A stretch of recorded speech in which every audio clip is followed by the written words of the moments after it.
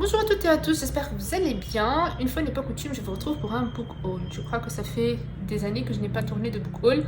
Mais voilà, au cours de ces 2 derniers mois, j'ai acheté pas mal de livres et je me suis dit que ce serait intéressant de vous montrer un petit peu tout ça. Surtout qu'il y a pas mal de livres féministes, il y a aussi des romans et il y a un livre je crois sur le post-colonialisme. Et ce sont des fois des titres qu'on ne voit pas beaucoup, même si bon c'est pas le cas pour la majorité, mais il y en a. Et que moi personnellement j'ai découvert grâce à certains libraires, etc. Du coup je me suis dit que ce serait peut-être intéressant de partager tout ça avec vous.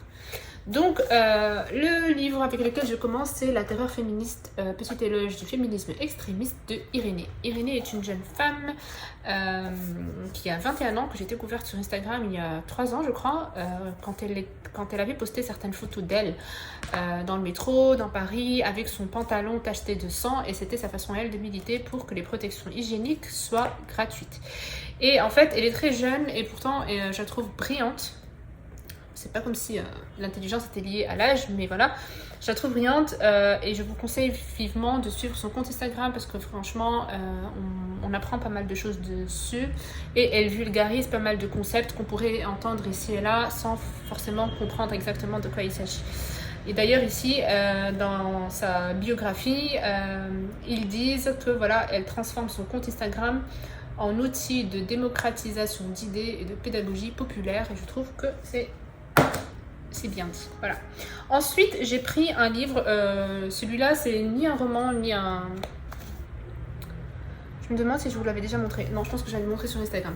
Ce livre-là, ça s'appelle Burn After Writing. Je connaissais pas du tout. Je l'ai vu en arrivant à la caisse, à la librairie chez Livre-moi, à Casa. Et je l'ai feuilleté et je l'ai pris. En fait, c'est un texte où vous pouvez ouvrir une page au pif, vous avez des questions et vous devez écrire. Donc ici, les personnes qui comptent à mes yeux, et là, les lieux qui comptent à mes yeux. Et en fait, vous écrivez. D'ailleurs, tiens, c'est ce que je vais écrire juste après cette vidéo, parce que là, je suis vraiment dans le mood pour cette question. Et voilà, et du coup vous écrivez et l'idée c'est de remplir le livre et quand vous le terminez vous le brûlez ou vous le cachez et en fait le concept c'est surtout au lieu d'aller nous dévoiler et nous étaler to show off sur les réseaux sociaux, eh bien on le fait ici juste entre nous et nous-mêmes. Il n'y a personne qui va le lire, il n'y a personne qui va... On a besoin d'impressionner personne, on a besoin de donner aucune image de nous-mêmes, etc. Et donc l'exercice peut être intéressant. Et c'est vrai que j'avais répondu à 2 ou 3 questions jusque-là et j'avais beaucoup apprécié l'exercice. Donc voilà. Ensuite, j'ai pris un roman de Fatou Diomé. Cette autrice-là, j'en entends parler depuis longtemps et à chaque fois, mais j'ai jamais eu l'occasion de prendre un de ses livres ou de la lire. Et du coup, j'ai choisi celui-ci vraiment... juste en me basant sur le titre, la couverture, un petit peu le résumé. Il y avait celui-là et il y en avait un autre, je crois, et finalement c'est celui-là que j'ai pris. Du coup, j'ai hâte de la lire. J'ai également pris une lecture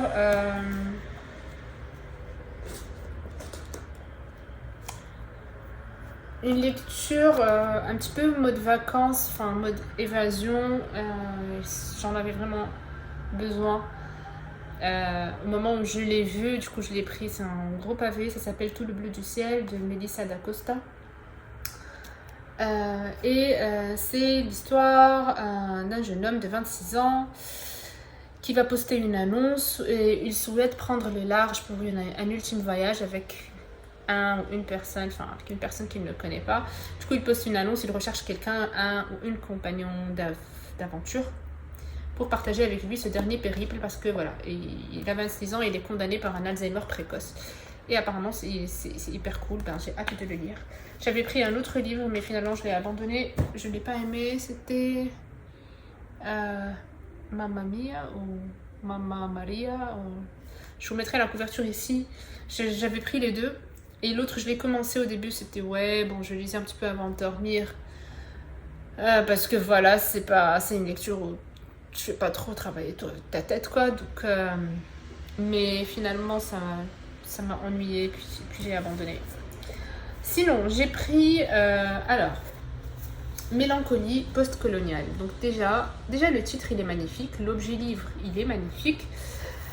C'est un livre que je ne connaissais pas du tout et que j'ai découvert grâce à l'excellente librairie à Tanger qui s'appelle, je découvre en fait que c'est écrit hyper petit et hyper condensé, l'excellente librairie à Tanger qui s'appelle Les Insolites. Et franchement, je découvre tout le temps d'excellents titres sur leur page Instagram que je ne connais pas du tout. Et c'est une librairie, j'y suis déjà allée, c'est vraiment une librairie comme j'aime, c'est-à-dire que il n'y a pas énormément de livres, mais il y a d'excellents livres et on voit qu'ils sont bien choisis, bien sélectionnés et que ce sont des pépites. Voilà, ce sont des pépites et que les libraires, ils sont choisis par des personnes qui s'y connaissent. Donc voilà, franchement, c'est une superbe librairie et ils ont une superbe page Instagram et moi, ça me tente à chaque fois. Du coup, j'ai pris celui-là et j'ai très très hâte de le lire et j'en avais jamais entendu parler avant, ni rien du tout. Ensuite, j'avais pris celui-là, c'est un magazine Esprit Femmes en Mouvement, je ne le connaissais pas. Je l'ai vu dans une librairie et puis je l'ai pris évidemment. Maintenant, moi, mon problème avec les magazines, c'est que je ne sais jamais quand les lire.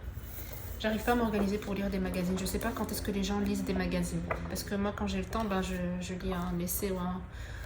Enfin, un peu en plus un essai en ce moment que les romans. Mais pour lire un magazine, peut-être que c'est ça ce que je devrais lire avant de dormir au lieu de lire des romans light. Si on peut dire ça comme ça. Ensuite, j'ai pris une BD que je ne connaissais pas non plus, que j'ai trouvé chez Livre Moi, Trajectoire de femme, journal illustré d'un combat de Erin Williams. Celui-là, par contre, je l'ai déjà lu et j'ai bien aimé. Je lui ai donné une note de, je sais plus si c'était 3 ou 4 sur 5. Il est pas mal, ce sont les mémoires de l'autrice Erin Williams qui raconte un petit peu son histoire avec l'alcool, et c'est surtout son histoire de femme, le fait comment on vit le harcèlement de rue qu'on subit tous les jours. Je me suis reconnue dans pas mal de trucs, surtout au début. Les dessins au début sont très bien faits. Quand elle montre comment le matin, elle a aucune envie de sortir de chez elle.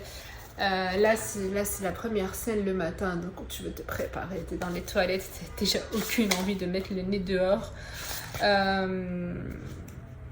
Voilà, premier truc qu'elle fait, elle ouvre Instagram, elle regarde ses notifs. Enfin, je trouve qu'il est très... Et là, comment elle est assise le matin sur son lit et franchement, aucune envie de bouger. Il est assez communicatif, je sais pas si on peut dire ça comme ça, mais ouais, il est bien. Il y avait elle cite aussi pas mal d'autrices, les livres qu'elle lit. Enfin voilà, ses aventures avec les hommes, comment elle vit ça aussi, ses relations avec eux, ses coups d'un soir, etc., etc. Enfin, on est juste dans la tête d'une femme qui est mal dans sa peau pendant un moment, mais surtout qui va réussir aussi à s'en sortir, aussi grâce au soutien d'autres femmes, et donc on suit avec elle aussi tout ça. Du coup, c'était intéressant. Ensuite, j'ai pris un livre de Kafka, À la colonie disciplinaire et autres récits. Et là, je vois que c'est un tome 2. Mais bon, c'est pas grave. Donc voilà, j'ai pris celui-là et du coup ça m'a donné envie de sortir les autres Kafka que j'ai chez moi, que j'ai pas encore lu, notamment Le Procès, Le Château et une biographie de Kafka. Du coup j'espère que j'aurai l'occasion de les lire bientôt. J'avoue que j'ai trop de livres à lire en ce moment, et pas beaucoup de temps, malheureusement. C'est pour ça que j'essaie aussi en ce moment de pas me lancer dans des pavés, même si, surtout que je suis déjà sur le Robert Musil, le tome 1, pas celui-là, mais tous les deux sont de gros pavés. Du coup, je me dis, je ne dois pas rajouter d'autres pavés en parallèle, parce que sinon, je ne vais pas avancer. Alors, celui-là, c'est un livre que je ne connaissais pas non plus, que j'ai vu chez Livre Moi, et franchement, j'ai craqué. Et quand je l'ai partagé sur Instagram, vous étiez nombreux et nombreuses à réagir et à me dire qu'il vous intriguait aussi beaucoup. Donc ça s'appelle La mort moderne voilà, je n'essaierai pas de prononcer le nom de l'auteur qui est, je crois, suédois. Je crois qu'il est suédois, d'un pays scandinave, danois. Peut-être qu'il est danois, bref. Et j'ai beaucoup aimé en fait ce qui est écrit ici pour dire les choses de façon brutale il va bientôt nous falloir pas mal de morts. Voilà, ça a l'air bien. Alors, je vous lis vite fait le résumé.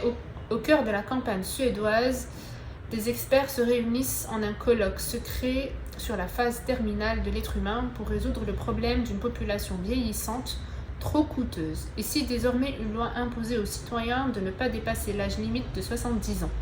Nous naissons tous au même âge. Pourquoi ne pourrions-nous pas tous mourir au même âge? Les bureaucrates, déjà à pied d'œuvre, planifient une mort utile et rentable. Avec un mauvais esprit salutaire, l'auteur pose la question de la dignité humaine dans un monde soumis à l'injonction d'efficacité et à la barbarie technocratique. Roman scandale à sa parution en 1978, la mort moderne s'avère d'une effrayante actualité. Donc voilà, ça, franchement, ça a l'air trop bien. En plus, il est court, il est écrit gros. Il faudrait que je trouve le temps de le lire. Ensuite, j'ai pris 2 petits livres. Celui-là, c'est celui de Simone Weil, La personne et le sacré. Et à la 4e de couve, il y a écrit « Il faut encourager les idiots, les gens sans talent, les gens de talent médiocre ou à peine mieux que moyen, qui ont du génie. » Simone Weil. Voilà. Et j'ai pris un petit James Baldwin parce que je l'ai trouvé à 20 dirhams. Chez Livre-moi, franchement. Dark Days. Voilà, petit livre aussi. Je devrais les lire, franchement, ne serait-ce que pour avancer sur mon challenge Goodreads. Alors là, c'est un pavé. Et pas qu'un pavé. C'est le livre de Al-Mawardi, de l'éthique du prince et du gouvernement de l'État, que j'ai vu chez Les Insolites. Encore une fois, voilà. J'ai hâte de le lire, franchement. J'ai hâte de le lire et ça rentre totalement dans mes envies du moment de lire un peu plus sur tous les systèmes de pouvoir, si je peux appeler ça comme ça. Et d'ailleurs, hier, j'ai commencé un nouveau livre qui s'appelle La domination policière, une violence industrielle. Et ça promet. J'ai lu juste l'intro et ça promet. Là, on change de décor et on va vers un roman jeunesse. What happened? I don't know. Je l'ai vu chez Livre-moi et je l'ai pris. We Used to Be Friends de Amy Spalding. I don't know. Et franchement, hardback. Et ça fait tellement de bien de trouver des hardbacks comme ça, pas avoir à les commander, à attendre des mois et des mois. Du coup, je l'ai pris et là, je suis en train de me dire si je ne devrais pas le lire pendant mes vacances. Franchement, pour me déconnecter et ne penser à rien et profiter et ne pas lire des trucs sérieux et des trucs déprimants et plutôt avoir une lecture cocooning comme ça. Peut-être que je vais le prendre et que je prendrai Fangirl avec moi de Rainbow Rowell. Ou un livre de... Je pense pas que j'ai encore les livres de John Green. Ou peut-être que si j'ai encore The Fault in Our Stars. Je crois que je vais faire ça. Je crois que je vais prendre quelques livres jeunesse avec moi pour me détendre totalement pendant les vacances. Alors, j'ai pris chez Livre-moi Pensez librement de Hannah Arendt. Hannah Arendt, ça fait des années que j'ai dit qu'il faut que je lise Hannah Arendt. J'ai lu un seul livre d'elle, mais il faudrait que j'en lise d'autres et j'en ai déjà d'autres dans ma bibliothèque. Mais en tout cas, voilà, je pouvais pas ne pas le prendre quand je l'ai vu et j'espère pouvoir le lire bientôt. Un roman que j'ai découvert aussi chez Livre-moi que je ne connaissais pas, ça s'appelle Le cas critique du dénommé K. Roman traduit de l'arabe de Aziz Mohamed. Aziz Mohamed, il est saoudien, il est né en 87 et ça m'a suffi. Lire un jeune auteur saoudien, ça m'arrive pas tous les jours, ça m'arrive jamais. Et du coup, je me suis dit, je vais tenter. Et le résumé, bon, en plus, c'est chez Actes Sud. Actes Sud, c'est une valeur sûre.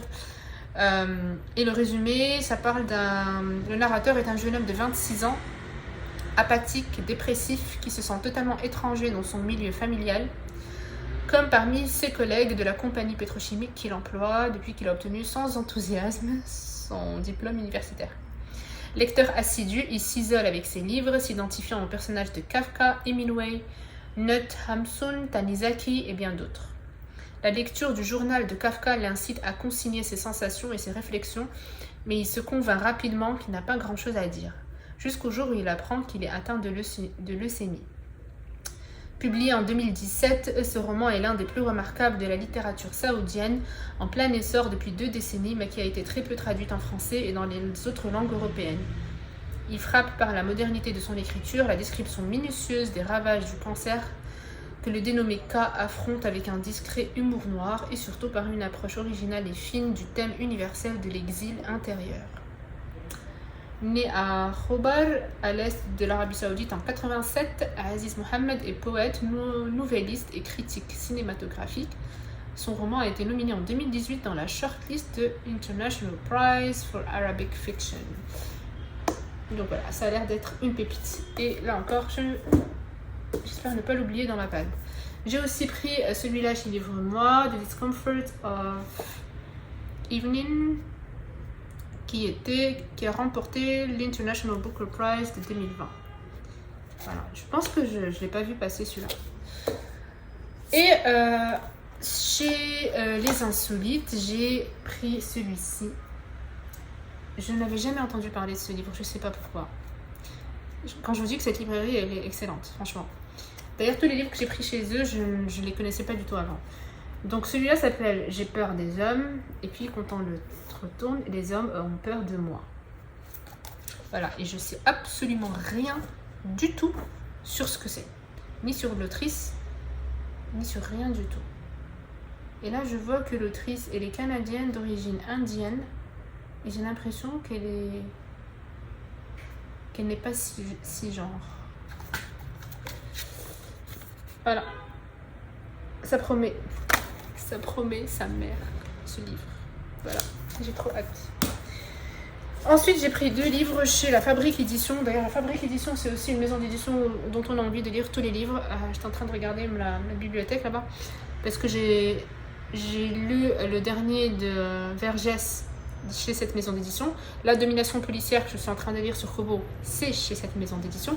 Et là, j'en ai pris deux autres de Silvia Federici. Le premier, c'est Une guerre mondiale contre les femmes, des chasses aux sorcières au féminicide. Et le deuxième, c'est Le capitalisme patriarcal, toujours de la même autrice. Du coup, voilà. Ces livres-là, par contre, ils seront lus bientôt, hein, c'est sûr. Ce livre-là, je l'ai pris parce qu'il a été recommandé par Françoise Vergès et du coup, j'ai foncé. Ça s'appelle L'écriture sur le corps des femmes assassinées. Voilà. Et il est petit en même temps, du coup, je me dis, c'est cool. Et enfin, un livre, le dernier. Un essai que j'avais découvert grâce à l'interview faite avec l'autrice dans La Poudre. Il s'agit de Balance ton corps, manifeste pour le droit des femmes à disposer de leur corps de Bertoul Borbeck. Et franchement, je vous recommande vachement d'écouter l'épisode de La Poudre, l'interview avec cette femme. Parce que là, encore une fois, on a une jeune femme qui est très jeune. Elle aussi, je crois qu'elle a 21, 22, quelque chose comme ça, 24 ans. Elle a 24 ans et elle est d'une maturité, et elle est d'une intelligence, d'une maturité, d'une spiritualité. Et je vous laisse découvrir son métier. Bon, je vais vous dire quand même un petit peu, mais vous allez voir que c'est encore plus surprenant que ça. Mais là, dans la 4e de cours, c'est écrit le manifeste d'une travailleuse du sexe afroféministe pour la liberté des corps et le droit à une sexualité décomplexée. Franchement, lui, ça doit être une pépite. Je peux pas être déçue par ça quand même, parce que déjà j'ai été vachement bluffée par son interview. Voilà, donc c'est tout ce que j'avais à vous montrer dans ce book haul, pas mal de superbes, chouettes lectures en vue. Je souhaite te passer un beau week-end, bon Eid,